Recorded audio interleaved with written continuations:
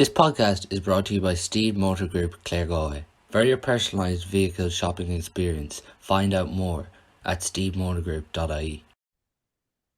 So delighted to be joined by current Michael's footballer Eamonn Brannigan and former Galway footballer as well. Firstly, Eamon, what's your response to Barry Cullinan after the power rankings? Uh, I was expecting that one. Look, I suppose it's a bit of banter as well, but it's a hard one. I should have kept my mouth shut, really, to be honest. Yeah, but you notice, as the saying goes, a broken clock is still right twice a day, isn't it?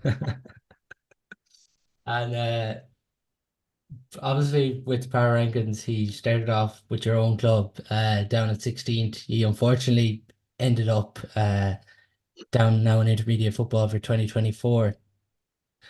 But just with that, there was an appeal and everything. For players, was it just a messy year for yourselves? Yeah, it was a tough year. In fairness, like when you get relegated, it's tough in general. But a couple of things went on throughout the year as well. Now the players didn't really get involved in it. It kind of went over our heads. It was a lot to do with the committee. I wouldn't say it's an excuse to go down. Like, when you do get relegated, the way the format is, if you do go down, you deserve to go down. You have to lose 4 or 5 games to actually be relegated. So there's no excuse on our half or from ourselves. Like, it's just the way the year went. We weren't good enough, and at the end of the day, we do deserve to be where we are. Like, hopefully going forward next year, we need to regroup big time and try and get ourselves back out of it. What do you think happened to get you into that hole? Um, I suppose, like, we started off well. We got a win against Dunmore. Like, you really should be pushing on there after that when you get winning the first game of the group. Things kind of went downhill then after that. We might have or should have maybe got a win against Tuam out in Ballinasloe. We could have came away with that. I think we were 5 or 6 points up, and I think we went the last 20 minutes without getting a score. So we have no one really to blame by ourselves. I know we had a couple of lads. I know I was away for a lot this summer as well. We missed a few lads. Shane Compton went to Australia. Ty went to Australia, but like, every team misses players throughout the year. It's not an excuse either, but it's just the way the year went. We lost our form and we couldn't find it again. Lost Litchmore, then we were well bet by Litchmore. Just about got over the line against Spittle, and we gave ourselves a chance against Clannon, but again, they pulled away and we couldn't react to it. Just with that, because the appeal process was obviously it's highlighted. There was a bit of confusion with the system goal you're using, but they did seem to be clear in somewhat. When you're hearing that, and I presume your friends are kind of asking you about it and stuff, Yeah. and you probably didn't really want to talk about it at all.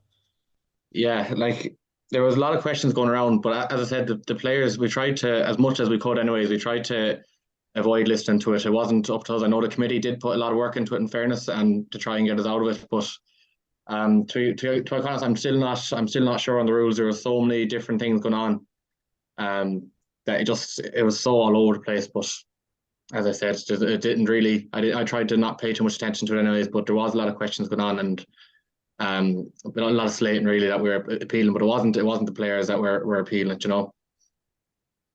That day was obviously difficult when you lose to Clannon. As you said, you give yourselves a great chance, but what's it like as players when it just hits you that you're relegated from senior Yeah, football? it was a tough dressing room to be in. Like, the lot of lads there who haven't, uh, like, who worked so hard to get us up to where we were, winning the intermediate, however long ago it was.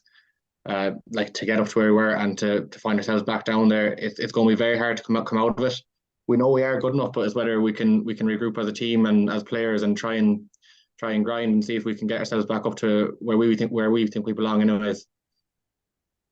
The year before that was obviously a quarter final against Down and won a minor a couple of years ago. So there's huge positives still within the club.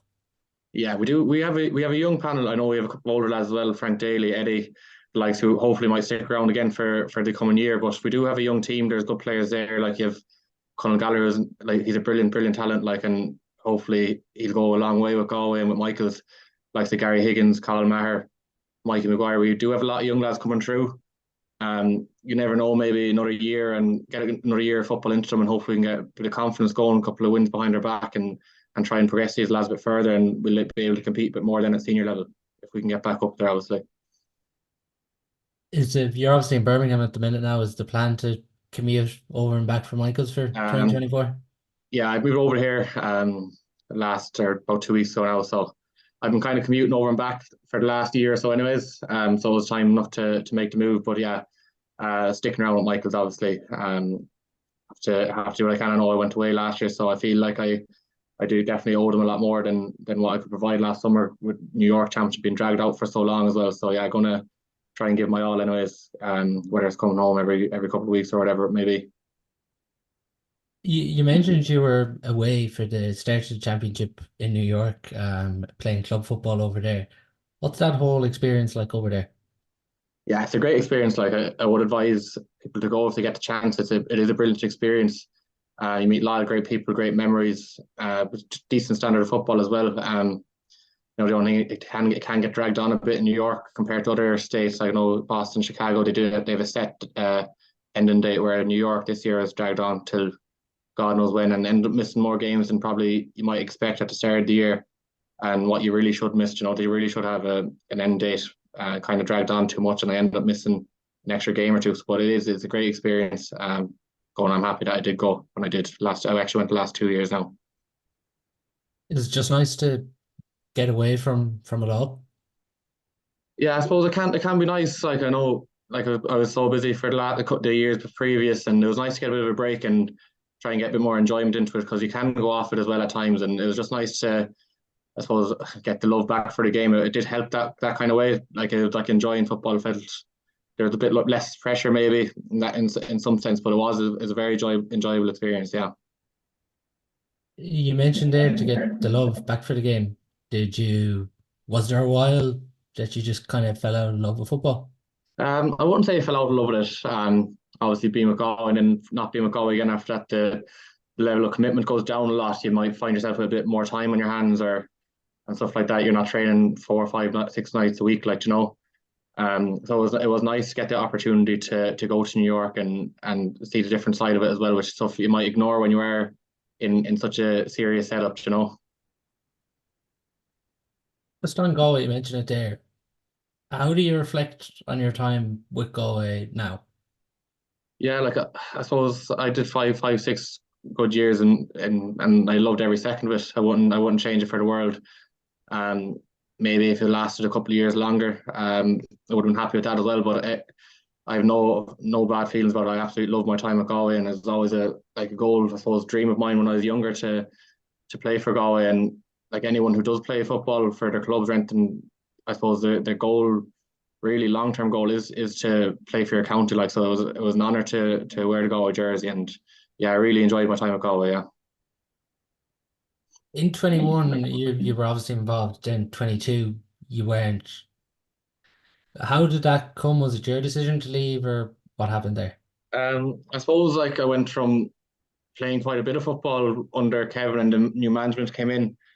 Like I wasn't playing as much as maybe I thought I should have. Now I'm not saying that I should have, but in my head, I probably thought I should have been playing a bit more than I was. And then when you're not playing, and you kind of just come to the opinion that, am I willing to put in this kind of time if I'm not getting the game time or whatever that I think I might deserve, or and the competition is so high in there as well that, look, other people might have been playing better than me at the time as well. So a lot of it is down to myself. But I kind of just took a step back, and I wasn't saying that my Galway career was finished, but it's kind of gone that way now since. Were you able to have a conversation with management before you decided to opt out? Yeah, I had a conversation with Pork. Obviously, like, got on well with Pork. He's a good manager. He good work put in with the Galway team, and like, it's just the way it was. And he understood my decision as well. He didn't hold any grudges against me or anything like that. But that's just the way it was. And okay, people leave the panel every year. The panel's never going to be the same year after year. Even this year, I guarantee there be lads who were on the Galway panel last year who might be there this year going forward as well. So it does happen every year, and it's just the way it was. It's just the way it went down, and that's what happened, I suppose. Do you feel like that door is closed now, or would you still hope to get back in there at some stage?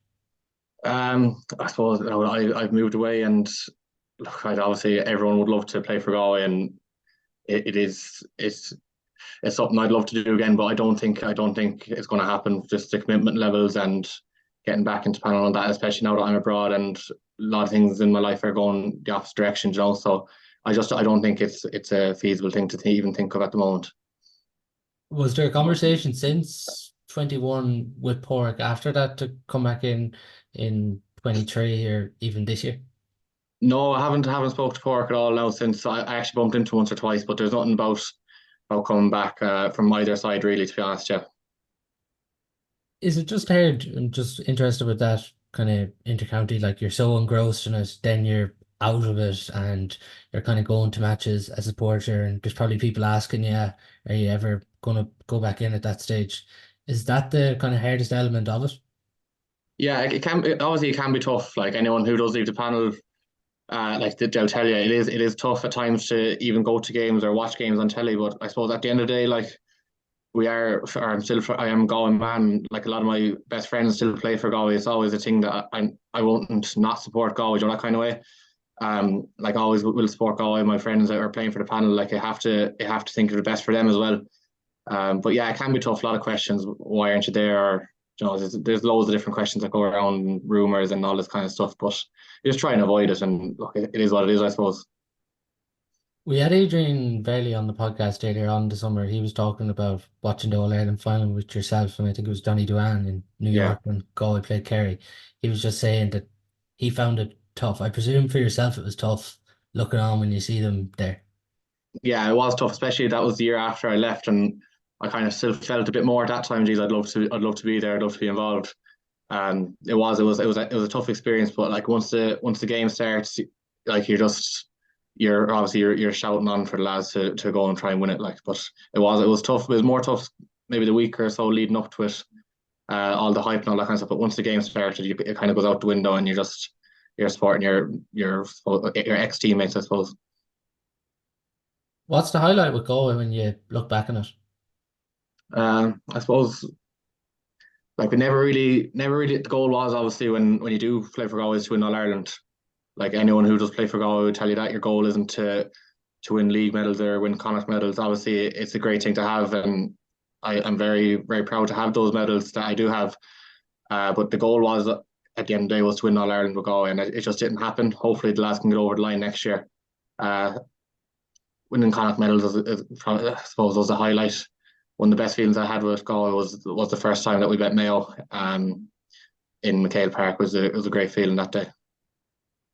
Yeah, that one in McCabe Park, I think it was 17. Yeah. Was there an element of that when you're playing? It nearly felt somewhat like supporters in the county were against you at that time because not everyone was going into the Galway panel. People were saying no, not many people expected much of that Galway team. Yeah, there was a lot of talk on the outside, but we knew as a team and as a panel what was going on inside camp, and like Kevin was brilliant. He had a setup for every game was unbelievable, like you know, and he kind of did figure out Mayo's style of play in some way. We seemed to have their number for quite a while there for a couple of years, anyways.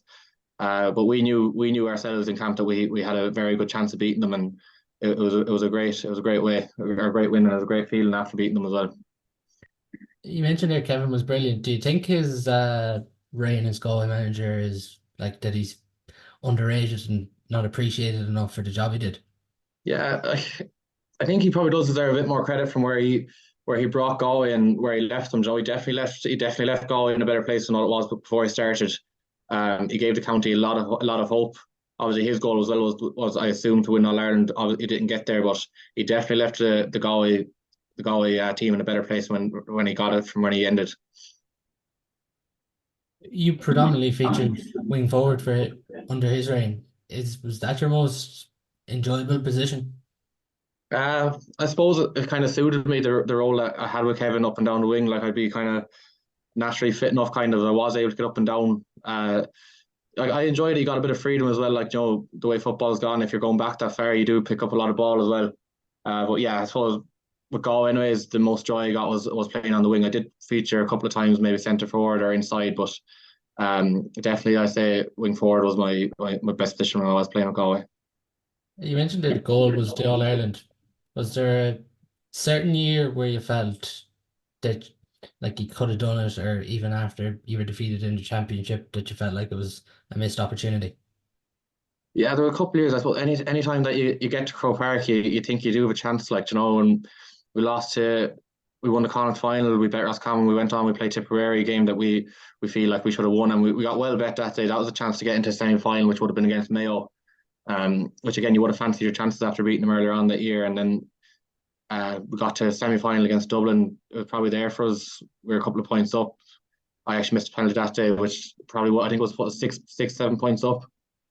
Would have possibly seen that as a massive opportunity if we could have got over the line that day. Do you still think about them games?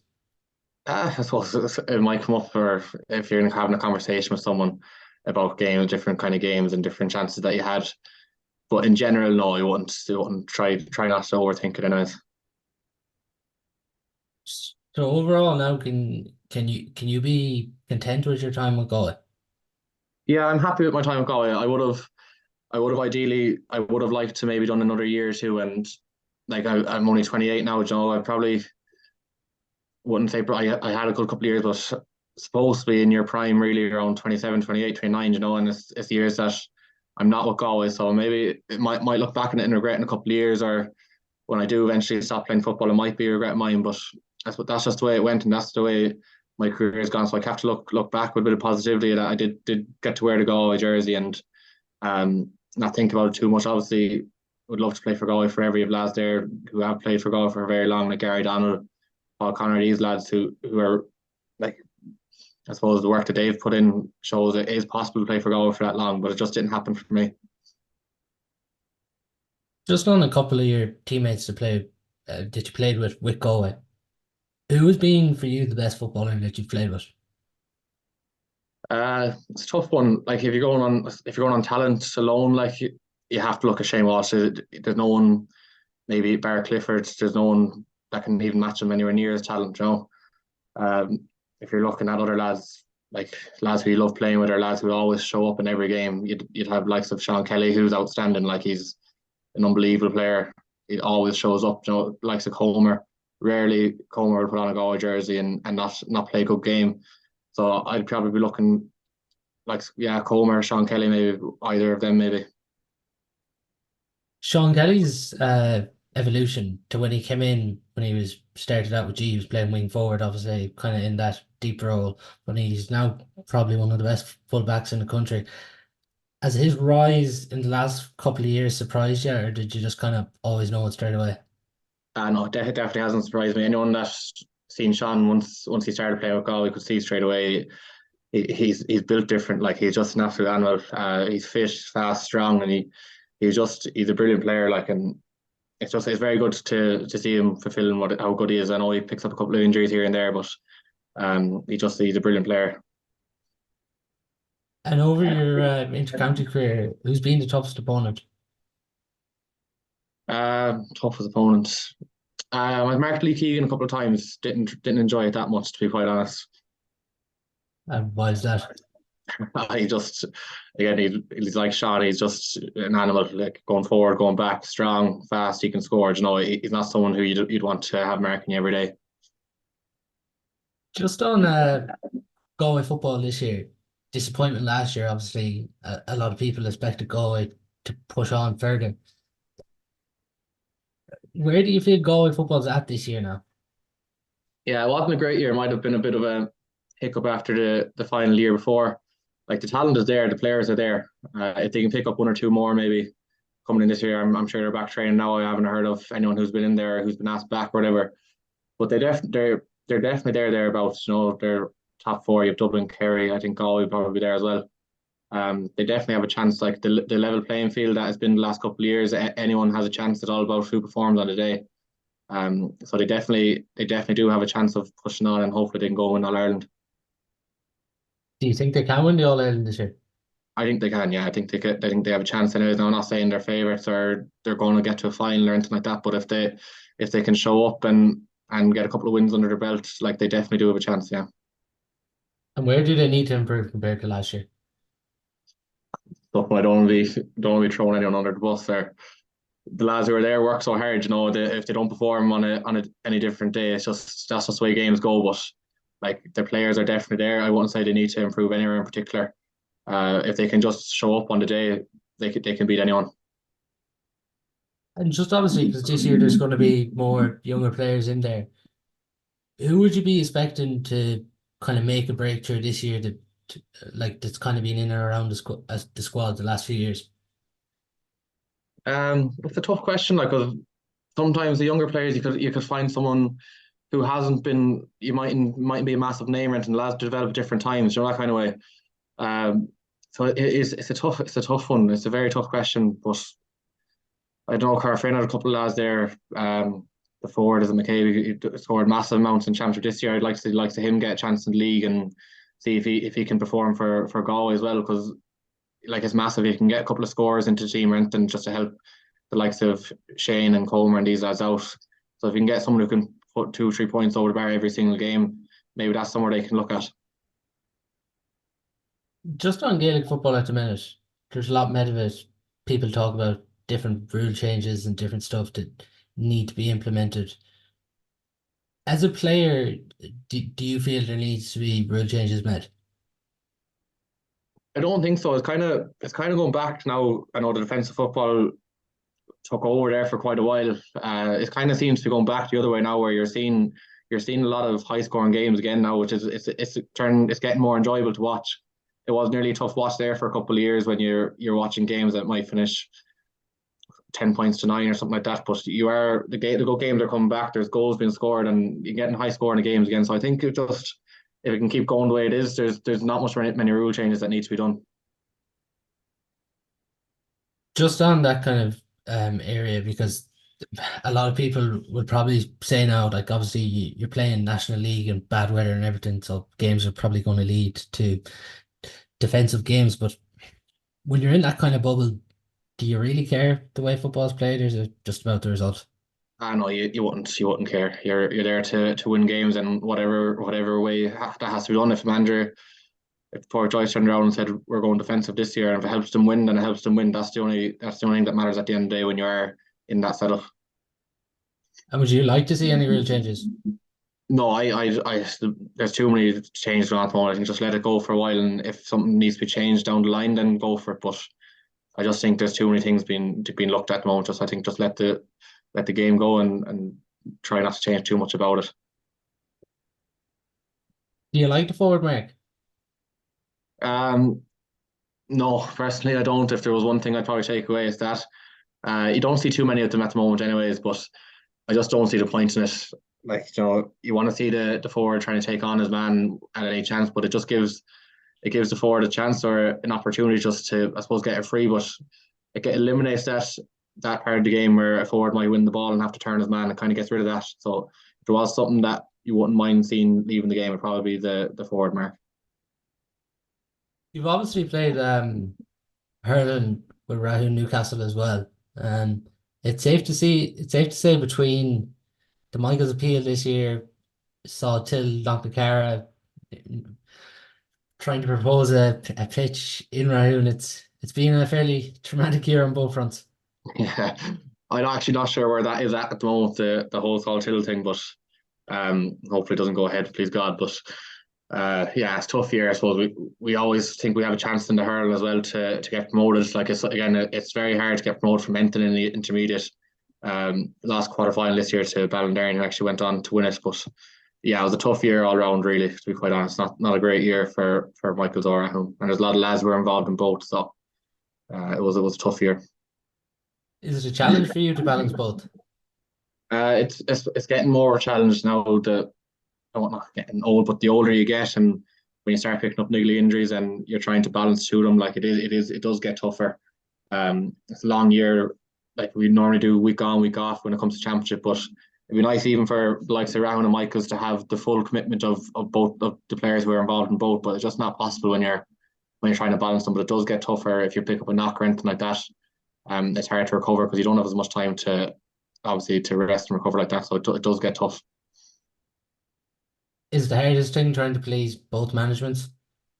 Yeah, well, normally there'd be a commitment between the two of them. You know, it's not like you're not showing up, or a lot of times they'll be in contact with each other and they make some kind of arrangement. But like at the end of the day, if you have someone who's playing both teams who's on the edge of making one of the teams and he can't be there a week out of every or before a championship because he might be playing hurling. It gets tough for those players too. You know, we're trying to break into teams who might be on the fringes, so it can be tough. And a manager is always going to pick someone who's there all the time rather than someone who's on the fringes if they're at the same level. So there is that conflict as well. You obviously played underage hurling for Galway as well. I presume hurling's something you really love. Yeah, I do. I do love hurling. It's nice as well. Well, it was nice when I was with Galway to get that bit of a break from football when I was playing with Galway, and the commitment to have that hurling. It was a bit that enjoyment side of it was definitely there with the hurling. I do love hurling altogether. Yeah. You played minor at under 21s. Was senior ever something with on the hurling side that It was something that I always thought of I'd love to give a go, but like when you take so long out of a sport and the level that those hurlers are at is insane. Like so, to try and catch back up with that level, I just don't think it was possible. I did go in one for a trial 1 year, but it just I wasn't at the level that I or even near the level that I should have been at if I wanted to try and push on. Just too long out of it's hard to get back up to that level again. just then finally a couple of questions came in for you. Just first one from Garage McCann here. He just says here now, 1 second. What was it like to work with Paddy Tally? And when you see Kerry now, can you see his fingerprints all over the team? Yeah, Paddy is an unbelievable coach. Unbelievable coach. One of the best in the country, and like we absolutely loved him. The intensity and everything he brought to every session, every match. It was brilliant. It was a very enjoyable year because you knew you were going in for a rough, hard training session, and he's brought a lot to Kerry as well. He's really brought them on in that sense because like he's a brilliant coach, and like the defensive, all that tackling side, but he has more to his game or more to his coaching than that as well. Would he be the type of coach to get inside players' heads? I wouldn't say that now. Well, I suppose there's a bit of that as well. He's tough. He's tough, Paddy. If he can get any inch at all, he'd be the kind of man who'd be looking for it. Yeah. There was a couple of rumours last night going around that Eamonn Brannigan could be part of the London panel by a certain curve-in player. What's your response to him now? Well, I'll name drop him. It's Micheál Lundy. Anyone who knows Lundy knows not to be listening to him. The response there now. And that's all we do have time for on the podcast today. Massive thank you, Eamon, for coming on. No bother. Thanks, Mel.